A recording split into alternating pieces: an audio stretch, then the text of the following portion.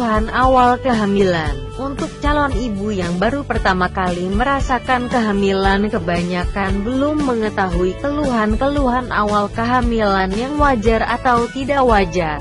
Seringkali keluhan tidak wajar dapat terjadi pada masa kehamilan pertama, yang lebih rentan keguguran.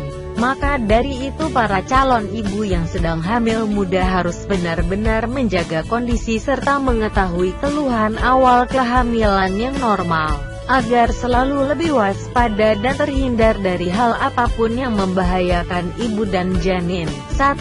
Mual. Ini adalah hal yang wajar untuk keluhan awal kehamilan.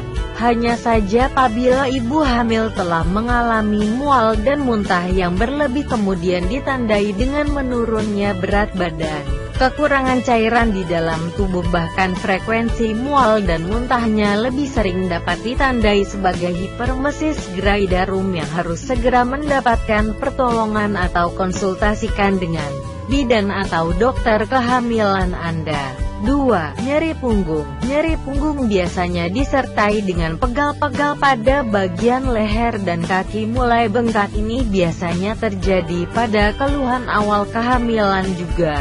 Kondisi ini umumnya akan hilang dengan sendirinya, meskipun beberapa ibu hamil seringkali mengeluhkan kondisi ini hingga pada usia kehamilan di trimester akhir.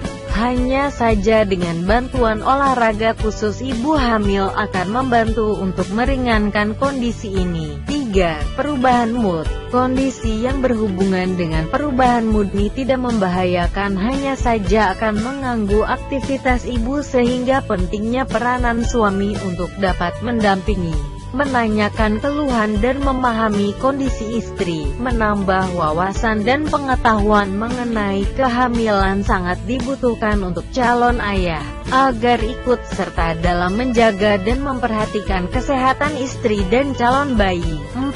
Sering buang air kecil.